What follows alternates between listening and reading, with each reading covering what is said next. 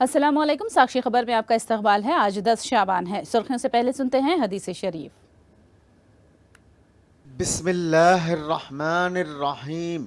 हज़रत माज़ बिन अनस रज़ी अल्लाह ताला अन्हु से रिवायत है, रसूलुल्लाह सल्लल्लाहु अलैहि वसल्लम ने फरमाया, जो शख्स बदला लेने की ताकत रखने के बावजूद गुस्से को पी गया तो वो क़यामत में अल्लाह ताला उसे इख्तियार देगा कि वो जिस हूर को चाहे पसंद कर ले।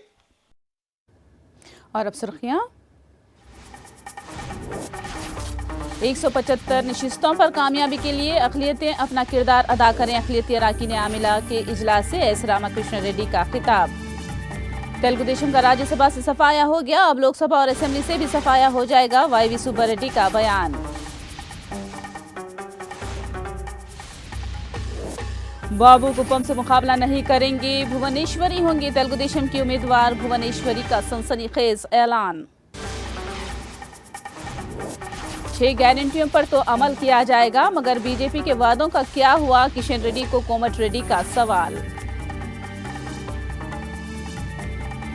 और अब तफसील। वायएसआर कांग्रेस पार्टी के जनरल सेक्रेटरी सज्जल रामाकृष्ण रेड्डी ने पार्टी के अक़लियती कायदीन पर जोर दिया है कि वो आने वाले इलेक्शन में संजीदगी और लगन और दिलचस्पी के साथ काम करें, ताकि पार्टी ने कामयाबी का जो निशाना रखा है उसे हासिल किया जा सके। सज्जला विजयवाड़ा में पार्टी के अक़लियती अरकान आमिला के इजलास से खिताब कर रहे थे।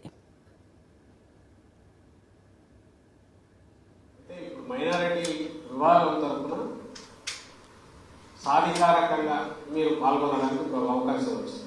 రాష్ట్ర పార్టీ తరఫున మీరు ఎక్కడికి పోయినా పార్టీ అధ్యక్షుడి ఆలోచనలను, పార్టీ విధానాలను ప్రజల్లోకి, ముఖ్యంగా మైనారిటీలోకి వీలైనంత తొందరగా తీసుకెళ్ళి వాళ్ళను కన్విన్స్ చేసి ఈ ఎన్నికలని ఏదైతే జరగబోతున్న యుద్ధం ఉందో దీంట్లో మన పార్టీ టార్గెట్ 175 175 స్థానాలు గెలుచుకునే దిశగా మీ శక్తి వంచన లేకుండా మొత్తం శక్తియుక్తులని దారబోసి పనిచేయాల్సి ఉంటుంది. మీ పరిధి దాటి కూడా కోలాపరంగానే కాకుండా వ్యక్తిగతంగా కూడా అట్లా చేస్తేనే మన టార్గెట్ మనం రీచ్ అవుతాం. विजयवाड़ा पार्टी ऑफिस में वायएसआर कांग्रेस के अक़लियती कायदीन का इजलास मुनक़िद हुआ, जिसमें party general secretary S Ramakrishna Reddy ने शिरकत की। उन्होंने इस मौके पर तमाम अक़लियती कायदीन से अपील की है कि वो 175 में से 175 नशिस्तों पर कामयाबी के लिए अपना अपना किरदार अदा करें। इस मौके पर MLC इसाक बादशाह मसाजिद के तरक्याती कामों के लिए फ़ी मस्जिद 50,000 रुपये जारी करने की अपील की।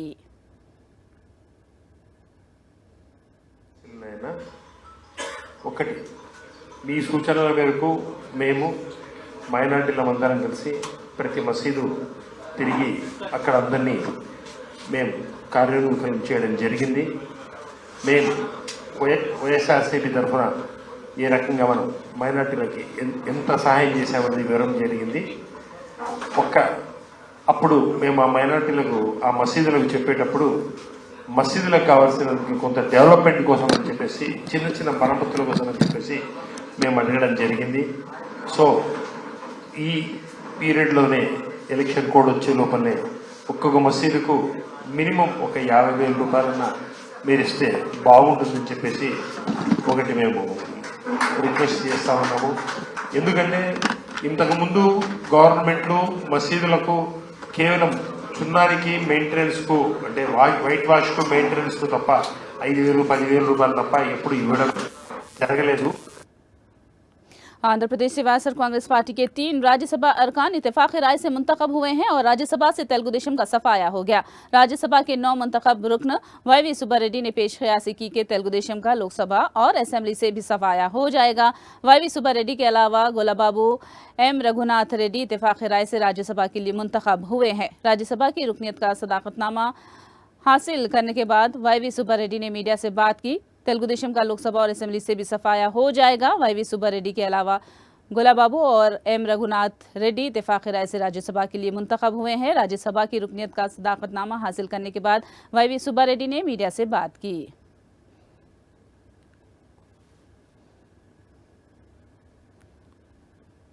ముగ్గురు అభ్యర్థులు గెలవడానికి దోహదపడింది. అది రేపు జరగబో ఎన్నికల్లో కూడా ఒక సంకేతంలాగా, విజయ సంకేతంలాగా ఇచ్చినందుకు ముందుగా మా గౌరవ ముఖ్యమంత్రి జగన్మోహన్ రెడ్డి గారికి ధన్యవాదాలు చెప్పుకునే కార్యక్రమం చేస్తాం. అదేవిధంగా రేపు జరగబోయే శాసనసభ పార్లమెంట్ ఎన్నికల్లో కూడా వైఎస్ఆర్ కాంగ్రెస్ పార్టీ అభ్యర్థుల కోసం మా వంతు కృషి చేసే కార్యక్రమం చేస్తామని చెప్పి ఈ సందర్భంగా తెలియజేస్తాం. Step by step clean sweep చేసుకుంటూ వస్తున్నాడమ్మా మా నాయకుడు జగన్మోహన్ రెడ్డి గారు. ఫస్ట్ పెద్దల సభలో తెలుగుదేశం పార్టీని క్లీన్ స్వీప్ చేసే కార్యక్రమం చేశాం.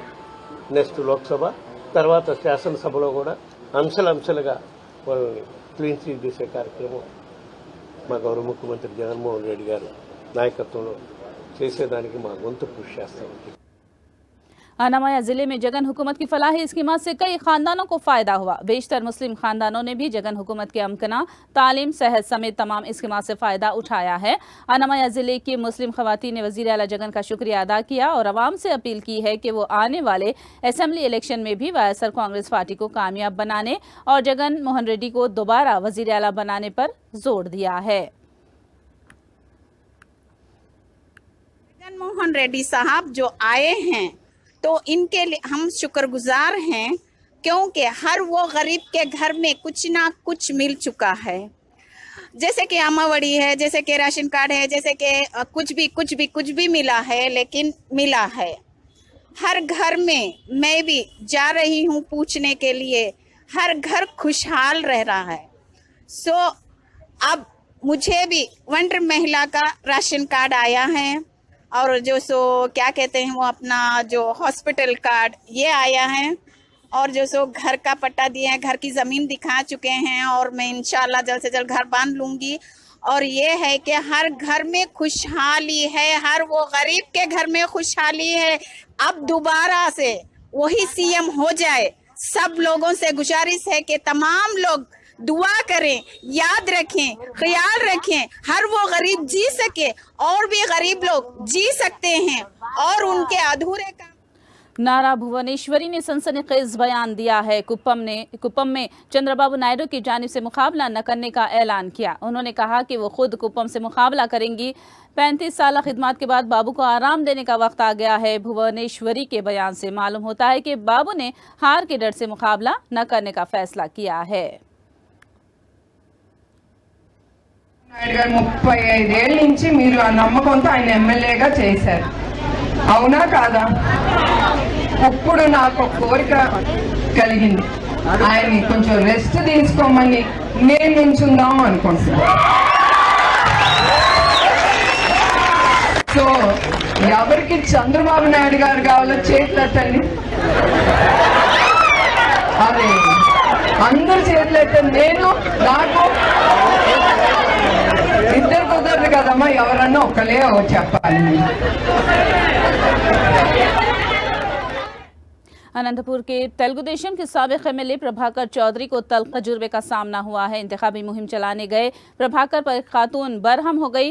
प्रभाकर कभी इलाके में न आने की शिकायत करते हुए प्रभाकर से ही पूछा कि वो कौन है। खातून ने बरहमी जाहिर की कि नाकर्दा कामों को बेखुद करवाने का दावा करने वाले पर खातून ने कहा कि काम किसने करवाए हैं हम जानते हैं। इस मौके पर जो भी लोग वीडियोग्राफी कर रहे थे उन पर तेलुगुदेशम कायदीन ने हमला कर दिया।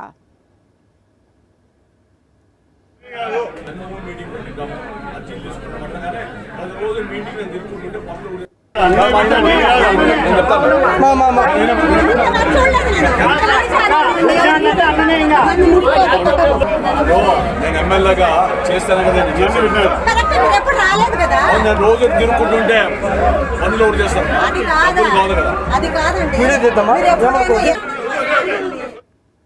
गोपालपुरम मंडल के अवाम के देरेना ख्वाहिश को वजीर आला जगन मोहन रेड्डी ने पूरा किया है। एपी की वजीर दाखिला तानेटी विनीता ने ये बात कही। मंडल में दुडापुड़ी से 7 देहातों को जोड़ते हुए 2.5 करोड़ रुपए की मालियत से सड़क की तामीर का तानेटी विनीता ने संगे बुनियाद रखा। उन्होंने कहा कि बहुत जल्द सड़क की तामीराती कामों को मुकम्मल कर लिया जाएगा।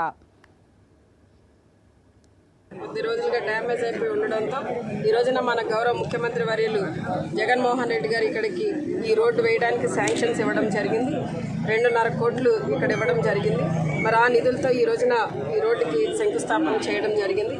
నిజంగా మరి 7 గ్రామాలకు సంబంధించిన నాయకులు ప్రజలు అందరూ కూడా చాలా సంతోషాలు వ్యక్తం చేస్తున్నారు. మరి ఈ రోడ్డు త్వరితగతిని కంప్లీట్ చేయడానికి కూడా డిపార్ట్మెంట్ కాంట్రాక్టర్స్ కూడా సిద్ధంగా ఉన్నారు. विजयवाड़ा की तरक्की पर वजीर आला जगन ने खुसूसी तवज्जो मरकूज की है। साबिक वजीर वेलमपल्ली श्रीनिवास ने यह दावा किया है। विजयवाड़ा के डिवीजन नंबर 33 सत्यनारायणपुरम का दौरा करने वाले वेलमपल्ली ने जगन की जानिब से फराहम करदा स्कीमात से आवाम को वाकिफ करवाया। उन्होंने कहा कि डिवीजन नंबर 33 पहले बुनियादी सहूलियात से महरूम था, लेकिन अब यहाँ तमाम सहूलियात मौजूद हैं। उन्होंने कहा कि हल्की बारिश से इलाका पहले झील में तब्दील हो जाता था, मगर वायएसआर कांग्रेस हुकूमत में मिसाली डिवीजन में तब्दील हो गया है।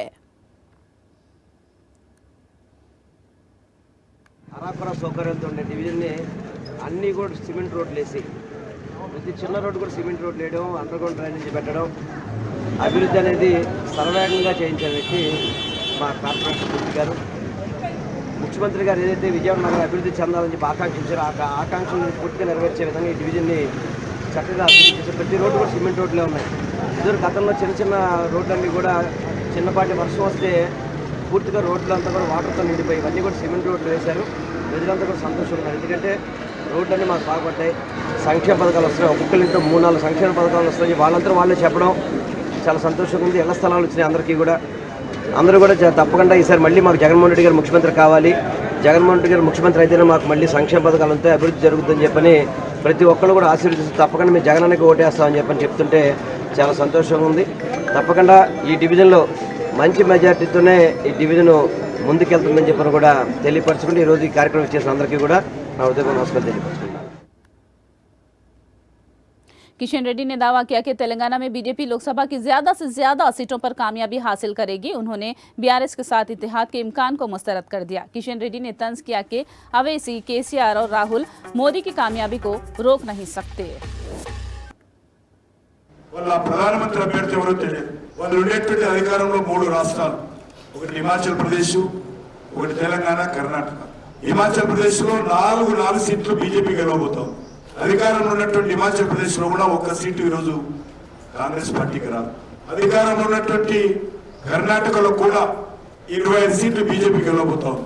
కాబట్టి తెలంగాణలో వాళ్ళు 3-4 సీట్లు గెలిచినా వాళ్ళ యొక్క ఢిల్లీలో ఏ మాత్రం తెలంగాణకు లాభం జరగదు. ఈరోజు ఒకటి స్పష్టము, వచ్చేటువంటి ఎన్నికల్లో నరేంద్ర మోడీ గారు ప్రధానమంత్రి కావడం ఎవరు ఆపలేరు. ఓవైసీలు, కేసీఆర్లు, రాహుల్ గాంధీలు ఎవరు కూడా నరేంద్ర మోడీ గారి ప్రధానమంత్రి కాకుండా ఎవరు ఆపలేరు. कांग्रेस अपनी 6 गारंटियों को जरूर पूरा करेगी। मरकजी वजीर किशन रेड्डी के सवाल का रियासती वजीर कोमटिरेड्डी वेंकट रेड्डी ने जवाब दिया। उन्होंने सवाल किया कि गरीबों के बैंक खातों में 15 लाख रुपए क्यों नहीं आए और सालाना 2 करोड़ मुलाजिमतें क्यों नहीं दी गईं। किशन रेड्डी जवाब दें। उन्होंने बीआरएस को मूसा नदी की तरक्की को नजरअंदाज करने का इल्जाम लगाया। ये क्या पूरा देश में ब्लैक मनी पूरा विदेशों में है। प्राइम मिनिस्टर बनते ही आके हर एक गरीब अकाउंट में 15 लाख डालूंगा, हर एक every year 2 crore government youth కు ఎంప్లాయ్మెంట్ దేనే వాదా కరే. ఈ 2 చాలు అంటే 10 ఏళ్ళలో 20 కోట్ల మందికి ఉద్యోగాలు ఇస్తారని చెప్పింది. 20 కోట్ల మంది ఉద్యోగాలు పోయినాయి. బ్లాక్ మనీ తీసుకురాలే, అకౌంట్లో పైసలు వేయలే. పేదవాడిని మాత్రం అకౌంట్లు ఖాళీ చేసి పేదవాడిని పొట్టన కొట్టిండు. తెలంగాణ 2 హామీలు ఇచ్చినాం. ఈ త్వరలో 3-4 రోజులలో మిగిలిన 2 హామీలు మా గౌరవ ముఖ్యమంత్రి గారు సరైన సమయంలో దాన్ని ఇంప్లిమెంట్ చేస్తానని చెప్పి మన అసెంబ్లీలో చెప్పిండ్రు. 6 హామీలే కాదు, అసలు మూసీ గురించి ఎవరైనా మాట్లాడినా మా ముఖ్యమంత్రి తప్ప. అసలు RRR గురించి పోయిన ఆర్ఎన్బి మినిస్టర్ గాని, కేటీఆర్ గాని, కేసీఆర్ గాని, హరీష్ రావు గాని ఇంత మాట్లాడే మన వాళ్ళు ఒక కొత్త ప్రాజెక్ట్ రాలే, ఒక కొత్త ఐటీ కంపెనీ రాలే. ఒక టీఎఫ్ కట్టిండు, 170 కోట్ల కేబుల్ బ్రిడ్జ్ కట్టి మొత్తం చేసినా అన్నాడు. 6 లక్షల కోట్లు అప్పు చేసిన 20,000 కోట్లు పెడితే ఇవాళ మూసీని మళ్ళా డ్రింకింగ్ వాటర్ ప్రాజెక్ట్ గా చేయొచ్చు. बीआरएस ने आबी मसले पर एहतजाज के लिए कमर कस ली है। बीआरएस की जानिब से नागार्जुन सागर और कालेश्वरम प्रोजेक्ट यात्राएं निकालने का ऐलान किया गया है। इसके अलावा बीआरएस ने आबी मसले पर हैदराबाद में जलसा मुनक्किद करने का ऐलान किया। मजलिस के सदर असदुद्दीन अवैसी ने रूस में फंसे हुए हिंदुस्तानी नौजवानों को वापस लाने के लिए मरकजी हुकूमत से मदद करने की मांग की है। वजारत खारजा को लिखे गए मकतूब में असद अवैसी ने कहा कि एजेंटों की जानिब से धोखे के बाद हिंदुस्तानी नौजवानों को रूस की फौज में शामिल किया गया है, जिसके बाद इन नौजवानों के अफराद खानदान काफ़ी परेशान हैं। जो एजेंट्स हैं, इन एजेंट्स ने, एक एजेंट तो बैठा हुआ है दुबई में और उसका नाम है फैसल ख़ान और बाबा व्लॉग्स के नाम से वो एक चलाता है। फिर एक सुफियान है, ये मुंबई का है, और एक पूजा है, ये भी मुंबई की है। इन तीनों ने इन बेरोज़गार नौजवानों की बेरोज़गारी का फ़ायदा उठाकर इनको धोखा देकर रशिया भिजाकर इनको वहाँ पर यूक्रेन की जंग के मैदान में पहुँचा दिया। और जो इंडिया के एजेंट रशिया में है, रमेश उसका नाम है और एक मोइन है। तो मैं भारत सरकार से, ख़ास तौर से हमारे देश के वज़ीर आज़म जनाब मोदी साहब से, हमारे फॉरेन मिनिस्टर जनाब जयशंकर साहब से ये रिक्वेस्ट करता हूँ कि वो रशिया की हुकूमत से बातचीत करके इन 12 नौजवानों को सेफली वापस भारत को बुलाएं। हैदराबाद शहर में आज से नए ट्रैफिक कवायद लागू किए गए हैं। शहर में ट्रैफिक के मसाइल को कम करने की सिमत पुलिस इक़दाम कर रही है। आज से शहर में हैवी व्हीकल से मुतालिक चंद पाबंदियां आयद कर दी गई हैं। खानगी बसें, लोकल लॉरियां और DCM गाड़ियों समेत ट्रॉलियों पर भी पाबंदियां आयद की गई हैं। आज से खानगी बसों को रात 11 बजे तक सुबह 8 बजे ही दाखिले की इजाज़त होगी। नेशनल परमिट रखकर मुजवज़ा वज़न से ज़्यादा वज़न ले जाने वाली लॉरियों को शहर में दाखिला नहीं दिया जाएगा। लोकल लॉरियों को रात 11 बजे तक सुबह 7 बजे तक ही शहर में दाखिले की इजाज़त होगी। हैदराबाद CP ने खिलाफ वर्जी पर सख्त कार्रवाई करने की वार्निंग दी है।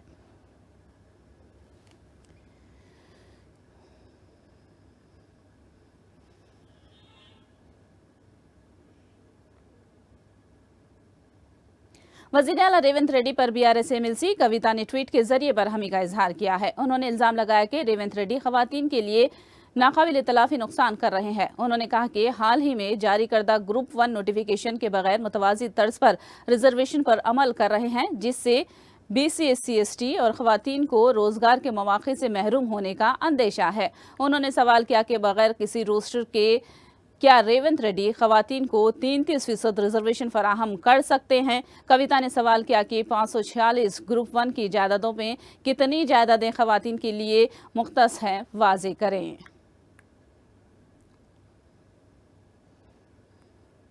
तेलंगाना वक्फ बोर्ड के चेयरमैन की हैसियत से सैयद अजमतुल्लाह हुसैनी ने अपने ओहदे का जायजा ले लिया। इस मौके पर नायब वजीर आला भट्टी विक्रमार्का, सरकारी मुशीर मोहम्मद अली शबीर के अलावा MLAs व MLCs ने मुबारकबाद दी। इस मौके पर अजमतुल्लाह हुसैनी ने कहा कि वो वक्फ जायदादों की हिफाजत के लिए हर मुमकिन इक़दाम करेंगे। उन्होंने कांग्रेस हाईकमान और वज़ीर आला रेवंत रेड्डी का शुक्रिया अदा किया। इस प्रोग्राम में GHMC के साबिक़ floor leader Wajid Hussain, DCC नायब सदर मोहम्मद अलाउद्दीन, भोलकपुर कांग्रेस के सदर मोहम्मद जफरुद्दीन के अलावा गोरम शंकर और दीगर कायदीन भी मौजूद थे।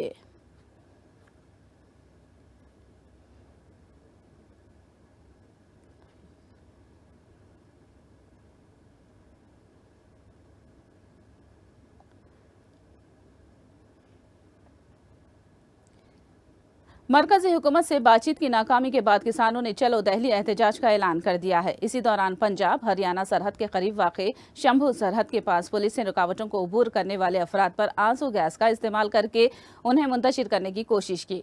किसान फसलों की खरीदारी के लिए अक़ल तरीन कीमत के लिए पार्लियामेंट में कानून साजी की मांग कर रहे हैं।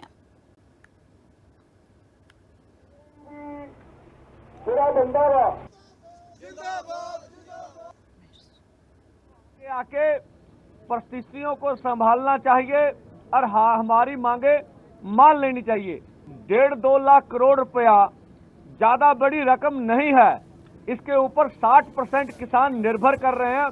खेत मजदूर जोड़ लें तो देश की 80% आबादी बनती है।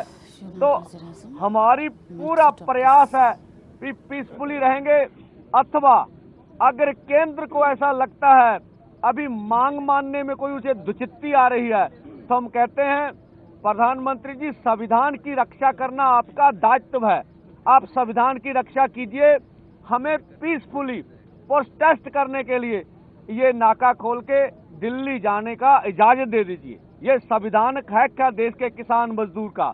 इससे गतिरोध खत्म हो जाएगा और आगे भी हमारे जवान है, इधर किसान है, वो भी हमारे परिवारों से है, हम भी अपने हैं। वज़ीर-ए-आज़म मित्सोटाकिस का दिल्ली पहुंचने पर शानदार इस्तकबाल किया गया। बाद में वज़ीर-ए-आज़म मोदी ने यूनान के हम मनसब के साथ मीडिया से बातचीत की। वज़ीर-ए-आज़म मोदी ने कहा कि हिंदुस्तान और यूनान के दरमियान क़दीम रिश्तों का जिक्र किया और कहा कि इस मुलाकात के बाद दोनों मुल्कों के बाहमी दिफाई और माशी रिश्तों में मज़ीद इस्तेहकाम आएगा। मेरी ग्रीस यात्रा के बाद उनकी यह भारत यात्रा दोनों देशों के बीच मजबूत होती स्ट्रैटेजिक पार्टनरशिप का संकेत है और 16 वर्षों के बाद, इतना बड़ा अंतराल के बाद ग्रीस के प्रधानमंत्री का भारत आना अपने आप में एक ऐतिहासिक अवसर है।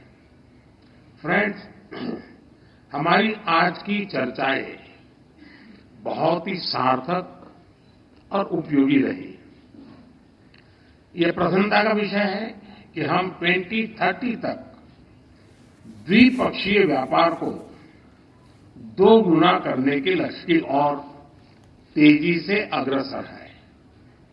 हमने अपने सहयोग को नई ऊर्जा और दिशा देने के लिए कई नए अवसरों की पहचान की। कृषि के क्षेत्र में दोनों देशों के बीच करीबी सहयोग की संभावनाएं अनेक हैं।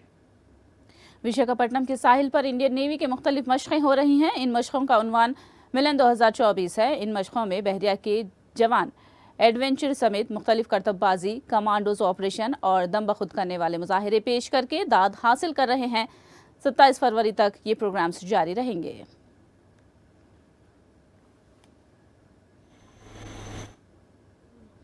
So neat, clean, calm, and I really appreciate this city, and the gentry is too beautiful, very good. Adbhut, atulniye, nishabd. No, it's my first time. I am very much impressed. See, we have seen the city growing. As you say, it is city of destiny. And we have seen the improvement thanks to Indian Navy, because with IFR, PFR, Milans and annual Ops Depot, the city is maintained so well. So not just Navy, I would also like to thank the administration of Andhra Pradesh and especially Vizag, and would also like to mention the police force here. So the city is very well maintained. Coming to Milan happens every 2 years, and it is such a good opportunity for to build up a comradeship amongst the countries. Okay, and clearly it puts India at a very, very global stage to showcase our talent. It's been 2 years. We are in city now, and we really liking it. We have lots of natural beauty, and the people are so good. And of course, we are in the Navy, so this is the best city to live. So this is a privilege that we are a part of the Milan. So this is the second time I'm coming here to see this program.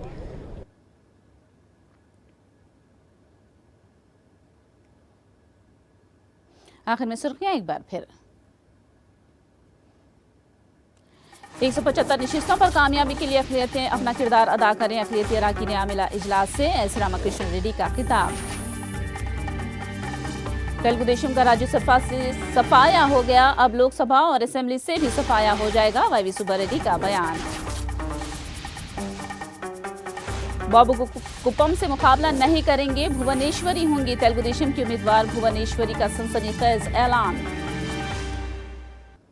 6 गारंटियों पर तो अमल किया जाएगा, मगर BJP के वादों का क्या हुआ? किशन रेड्डी को कोमटिरेड्डी का सवाल। साक्षी खबर में फिलहाल इतना ही। साक्षी टीवी पर खबरों का सिलसिला जारी रहेगा।